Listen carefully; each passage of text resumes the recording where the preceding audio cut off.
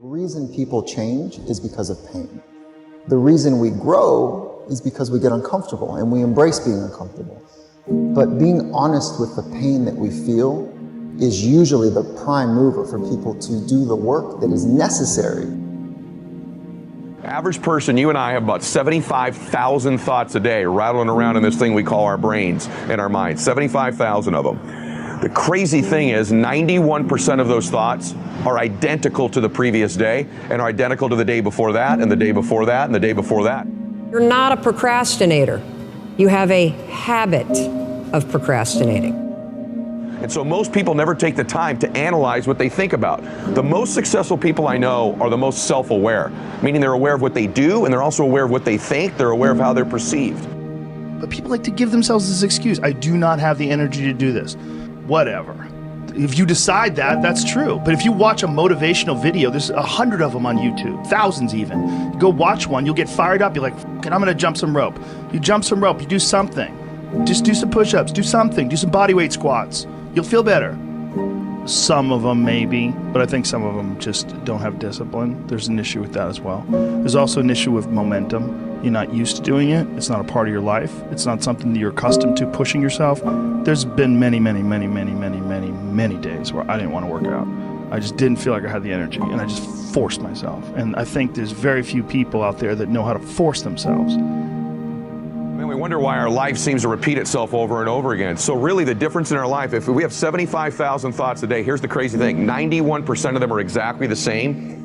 The separation in our life is in those 9% of their thoughts, because remember this, these magnets are pretty powerful. That's why I'm always saying that your obsessions become your possessions, because they do. You draw into your life exactly what it is you think about. It's a physical reality that you attract to yourself what you think about. So the difference in our life is 9% of our thoughts. That's why people say all the time, the difference between winning and losing is so small, it's almost too scary to talk about.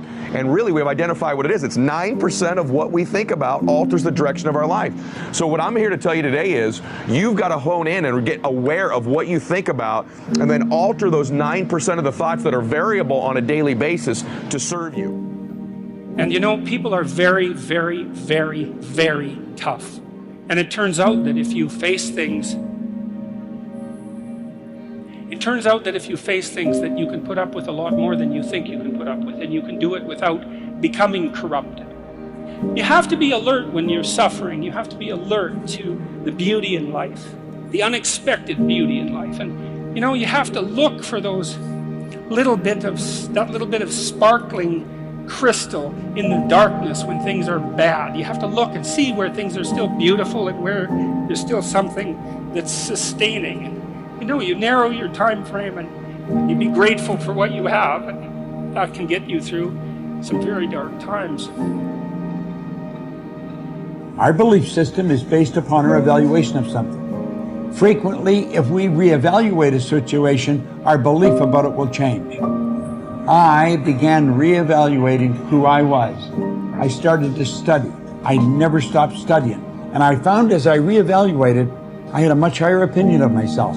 I found out things about me that I would have never believed if you had told me. The power that's locked up within us, the marvelous system we've got. Do you know the blood circulates through your veins every 33 seconds, through hundreds of miles of passageway? Bang, just like that, clears all the food in and all the garbage out. Stop and think of the central nervous system. It's the most complex electrical system in the world. And you've got it. Think of your brain, an electronic switching station like that. You can change the vibration of yourself and everything around you.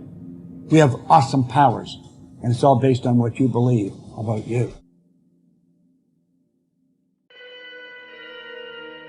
If you want to change yourself, if you want to acquire something, if there's some goal that you want to reach, changing your behaviors, overcoming negative habits, it's challenging. It's hard. Most people go through life never discovering what their talents are. Most people never develop their talents. The only thing that's going to make you happy, my friend, in this year or any other, is to step up. It's to raise the standard. It's to discover what you're capable of and feel that incredible power pushing through whatever's holding you back and get to the other side of more of your true self. That's what this game's all about. When you step into your fears, and continue to push yourself to go on, something happens for you. If you look at somebody who's really successful and you think, wow, I mean, they're so amazing, they're such a genius, you gotta dig underneath and you gotta remember something. People are rewarded in public for what they practice for years in private. If you don't develop the courage to do that which has been given you to do, and you spend a lot of time going around trying to convince other people or trying to get their approval, what will happen is that you will lose your nerve.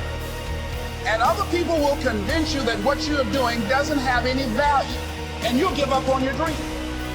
How much time do you have left? How much time do you have left? Jeremiah said, "Your word, O Lord, is like fire shut up in my bones." I believe there are some dreams shut up in you. Like fire, you're going to feel your destiny calling out. May not have happened the first time. The loan didn't go through. You didn't get chosen for the part. The medical report wasn't good. That's okay. This is a new day. What God started, He's going to finish. You may have missed some opportunities, but God knows how to make up for lost time. He's going to give you another chance. He said in the book of Joel, "I will restore the years that have been stolen." Progress equals happiness, and if we can make progress on a regular basis, we feel alive. And that's why at the beginning of the year, we get this thing like, okay, I can have this fresh start. I could really do what my soul desires. I could expand. I could grow. I could improve. I could change. Or maybe better than change, I could progress. See, think about that. Progress is an aliveness to it, doesn't it? You don't have to work at changing. People say all the time now, well, I'm working on changing. Don't worry about it. You don't have to work on changing. Change is automatic. Your body's going to change whether you want it or not as the years go by. And no matter how hard you work, there's going to be some changes going on there. The economy is going to change no matter what you want it to do. The weather is going to change. Relationships are going to change. Everything in life is always changing. We don't have to work on change. Change is automatic, but progress is not. So if you want to make real progress, then you really got to look at your life in a different way. You got to say, I got to take control of this process and not just hope it's going to work out like people do who make a resolution. You may have lost years because somebody else put you at a disadvantage, or years because of your own choices. God knows how to make up for it. He's still going to get you to where you're supposed to be. This is what happened to Joseph in the scripture. God gave him a dream that one day he would rule a nation. In this dream, he saw his brothers bowing down before him. Joseph should have used more wisdom and not told his brothers that part of the dream. Certain things you should keep to yourself. Some people can't handle what God's put in you. They won't celebrate you, they'll be jealous, find fault, and be critical. One day Joseph went to see his 10 brothers. When he walked up, one of them said sarcastically, "Here comes the dreamer." They weren't upset because he was their father's favorite child. They weren't upset because he was wearing a coat of many colors, a coat that represents favor. They were upset because he had a dream. They were offended because he was determined to break out of the mold, to do something great, to leave his mark.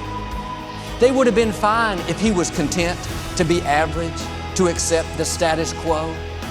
But when you stir up what God's put on the inside, believe that you have seeds of greatness, believe that you can overcome that illness, break the addiction, pay your house off, be blessed in spite of past mistakes, let me warn you, everybody will not celebrate you. When you have a dream, you're going to have some detractors.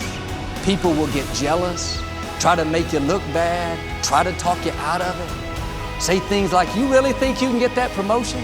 You don't have the experience, the talent. I don't think so. You really think you're still going to get married? You've tried 3 times, hadn't happened yet.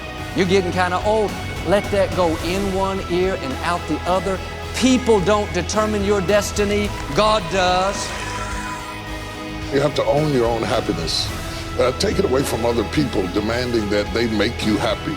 Your kids are not going to make you happy. Your spouse is not going to make you happy. A big house is not going to make you happy. Own your own happiness and be responsible for doing those things that bring joy into your own heart, independently of life and people and money and all of that stuff. Right. It doesn't necessarily give you a happiness. You have to take responsibility of that peace and that joy that lives inside of your heart and not inside of your stuff. That's what hope is. Imagining and then fighting for and then working for what did not seem possible before. That's leadership. John F. Kennedy didn't look up at the moon and say, oh, that's too far. There is a moment in the life of every generation when that spirit of hopefulness has to come through if we are to make our mark on history. But how real is the message that you're putting out? How authentic, how valuable is the product that you have? You know, are you expressing yourself as fully, authentically, passionately as you possibly can? Fewer know how to sell, almost no one knows how to close. When you can close anyone at any time, it means that you have the ability to generate revenue at any moment. You can't be what you can't see. If I never meet a billionaire, I wouldn't want to be one. Because I wouldn't know what that feels like. I don't know what it looks like. I don't know what it takes. What am I good at? What do I love? What does the world need? And how do I get paid for it?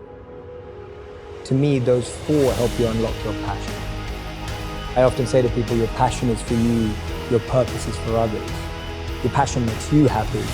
But when you use your passion to make a difference in someone else's life, that's a service, that's a purpose. So the question is not I can't, is either you don't want to and that's perfectly fine, then don't say I can't, just say I don't want to. Decide, commit. When you say, well, I can't, does that mean you don't know how to do it? Because you could go get the how-to. There's so much how-to on the internet. You could go find a way, you can take a program, go to an event, learn from a mentor, do something. You have the abilities. So it has to be down that low, that literally is something in you that's at the core of your soul. But you don't find it unless you spend a lot of time with what you want to be in life. I can't give that to you. You can't give it to somebody.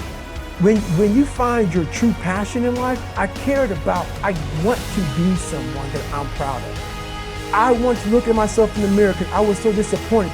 That accountability mirror I talk about, I was so disappointed in what I saw every day. I didn't love myself. And I feel ultimately his heart becomes flooded with love. And I can't think of a better message as we send you off today. To not only take risks, but to be open to life, to accept new views, and to be open to new opinions. While it may be frightening, it will also be rewarding. Because the chances you take, the people you meet, the people you love, the faith that you have, that's what's going to define you.